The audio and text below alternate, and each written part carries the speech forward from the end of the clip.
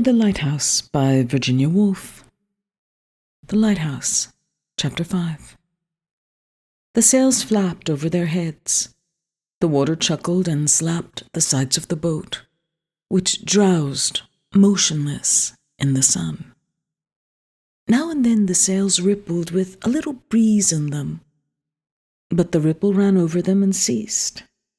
The boat made no motion at all. Mr. Ramsay sat in the middle of the boat. He would be impatient in a moment, James thought, and Cam thought, looking at her father, who sat in the middle of the boat between them. James steered. Cam sat alone in the bow, with his legs tightly curled. He hated hanging about. Sure enough, after fidgeting a second or two, he said something sharp to McAllister's boy, who got out his oars and began to row. But their father, they knew, would never be content until they were flying along. He would keep looking for a breeze, fidgeting, saying things under his breath, which McAllister and McAllister's boy would overhear. And they would both be made horribly uncomfortable. He had made them come. He had forced them to come. In their anger, they hoped that the breeze would never rise, that he might be thwarted in every possible way, since he had forced them to come against their wills. All the way down to the beach, they had lagged behind together, though he bade them, walk up, without speaking. Their heads were bent down. Their heads were pressed down by some remorseless gale. Speak to him they could not. They must come, they must follow, they must walk behind him, carrying brown paper parcels, but they vowed in silence as they walked to stand by each other and carry out the great compact to resist tyranny to the death. So there they would sit, one at one end of the boat, one at the other, in silence. They would say nothing, only look at him now and then, where he sat with his legs twisted, frowning and fidgeting and pishing and pshawing and muttering things to himself and waiting impatiently for a breeze. And they hoped it would be calm. They hoped he would be thwarted. They hoped the whole expedition would fail and they would have to put back, with their parcels, to the beach. But now, when McAllister's boy had rowed a little way out, the sails slowly swung around. The boat quickened itself, flattened itself, and shot off. Instantly, as if some great strain had been relieved, Mr. Ramsay uncurled his legs, took out his tobacco pouch, handed it with a little grunt to McAllister, and felt, they knew, for all they suffered, perfectly content. Now they would sail on for hours like this, and Mr. Ramsay would ask old McAllister a question about the great storm last winter, probably, and old McAllister would answer it, and they would puff their pipes together, and McAllister would take a tarry rope in his fingers, tying or untying some knot, and the boy would fish and never say a word to anyone.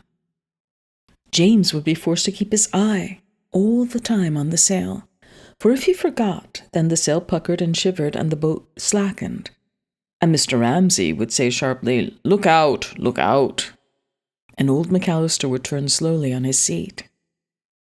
So they heard Mr. Ramsay asking some question about the great storm at Christmas. She comes driving round the point, old McAllister said, describing the great storm last Christmas, when 10 ships had been driven into the bay for shelter, and he had seen one there. He pointed slowly around the bay. Mr. Ramsay followed him, turning his head. He had seen 4 men clinging to the mast. Then she was gone. And at last we shoved her off, he went on. But in their anger and their silence, they only caught a word here and there, sitting at opposite ends of the boat, united by their compact to fight tyranny to the death. At last, they had shoved her off, they had launched the lifeboat, and they had got her out past the point. McAllister told the story, and though they only caught a word here and there, they were conscious all the time of their father. How he leant forward, how he brought his voice into tune, McAllister's voice. How, puffing at his pipe and looking there and there, where McAllister pointed, he relished the thought of the storm and the dark night and the fishermen striving there. He liked that men should labour and sweat on the windy beach at night, pitting muscle and brain against the waves and the wind. He liked men to work like that, and women to keep house, and sit beside sleeping children indoors, while men were drowned out there in a storm. So James could tell, so Cam could tell.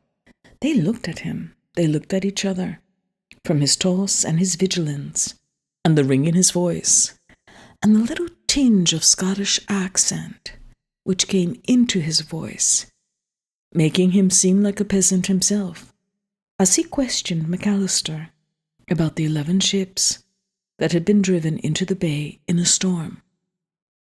3 had sunk. He looked proudly where McAllister pointed, and Cam thought, feeling proud of him without knowing quite why. Had he been there, he would have launched the lifeboat. He would have reached the wreck, Cam thought. He was so brave. He was so adventurous, Cam thought, but she remembered. There was the compact to resist tyranny to the death. Their grievance weighed them down.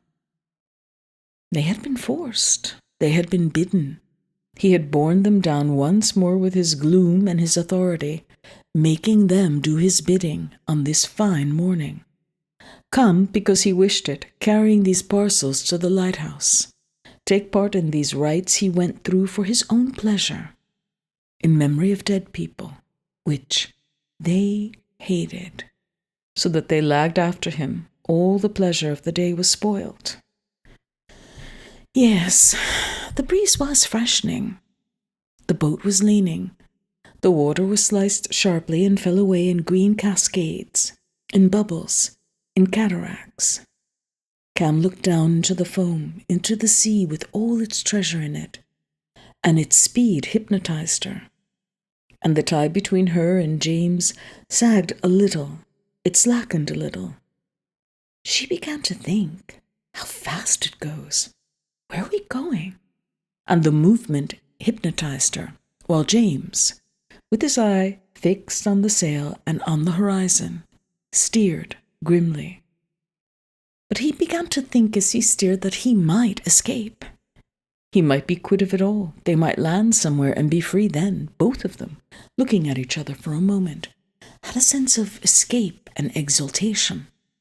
What with the speed and the change? But the breeze bred in Mr. Ramsay too the same excitement. And, as old McAllister turned to fling his line overboard, he cried aloud, "We perished!" And then again, "Each alone!" And then with his usual spasm of repentance or shyness pulled himself up and waved his hand towards the shore. "See the little house," he said, pointing, wishing Cam to look. She raised herself reluctantly and looked, but which was it? She could no longer make out there on the hillside which was their house. All looked distant and peaceful and strange. The shore seemed refined, far away, unreal. Already the little distance they had sailed had put them far from it, and given it the changed look, the composed look, of something receding in which one has no longer any part. Which was their house? She could not see it.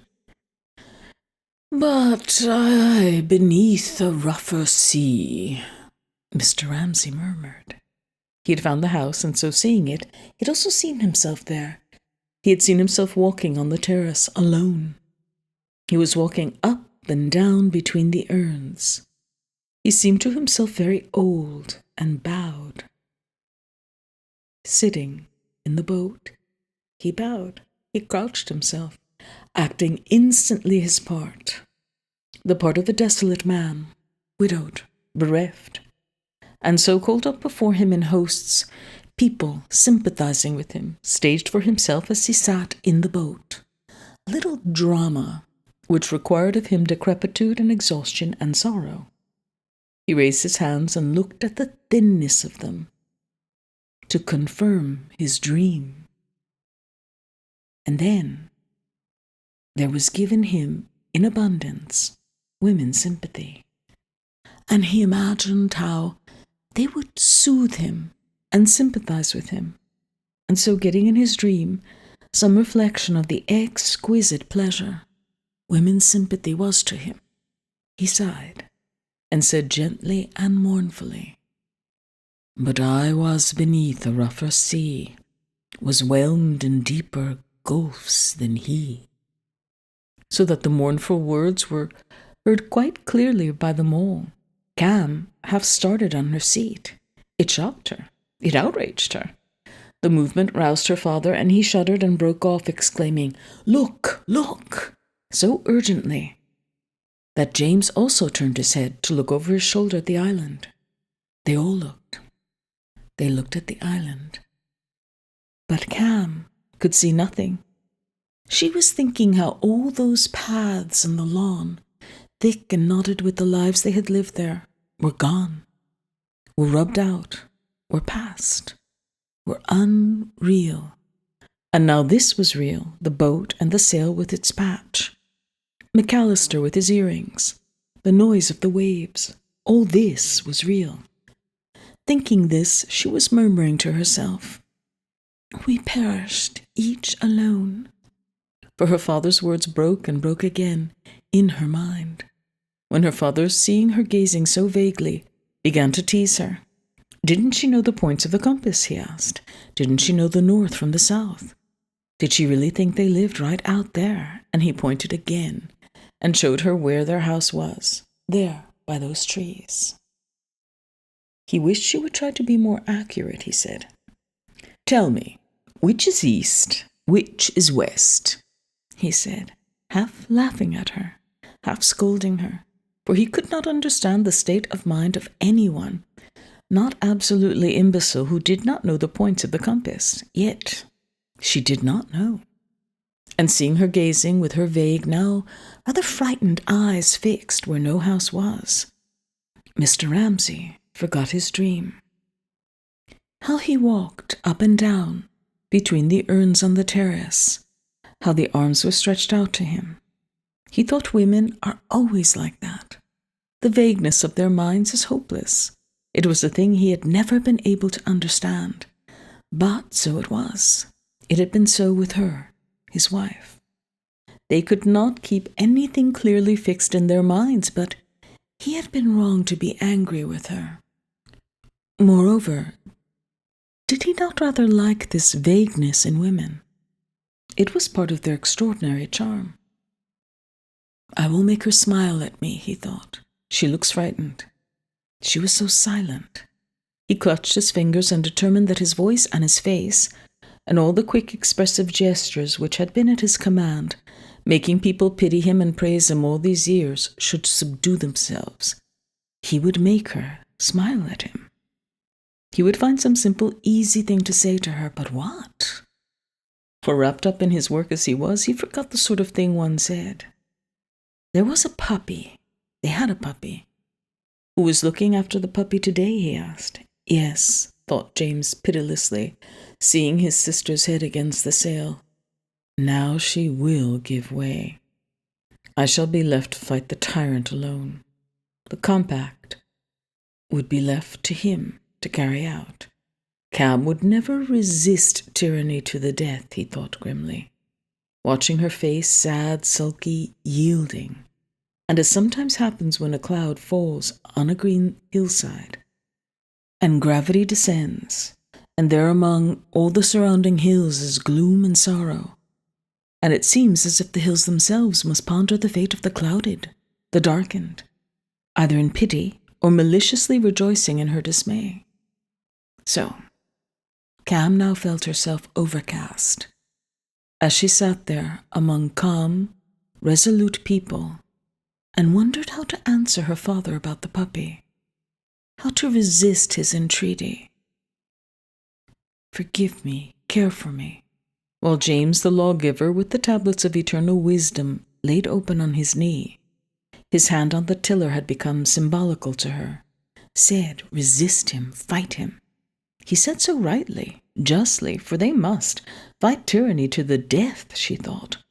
Of all human qualities, she reverenced justice most. Her brother was most godlike, her father most suppliant.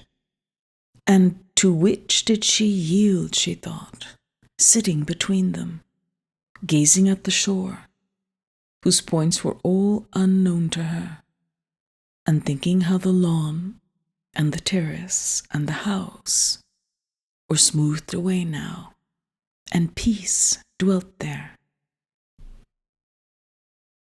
"Jasper," she said suddenly. He'd look after the puppy. And what was she going to call him? Her father persisted. He had had a dog when he was a little boy called Frisk. "She'll give way," James thought as he watched a look come upon her face, a look he remembered. They looked down, he thought, at their knitting or something. Then suddenly they looked up. There was a flash of blue, he remembered, and then somebody sitting with him laughed, surrendered, and he was very angry. It must have been his mother, he thought, sitting on a low chair with his father, standing over her. He began to search among the infinite series of impressions which time had laid down, leaf upon leaf, fold upon fold, softly, incessantly, upon his brain, among scents, sounds, voices harsh, hollow, sweet, and lights passing and brooms tapping, and the wash and hush of the sea. How a man had marched up and down and stopped dead, upright, over them. Meanwhile, he noticed, Cam dabbled her fingers in the water and stared at the shore and said nothing. No, she won't give way, he thought.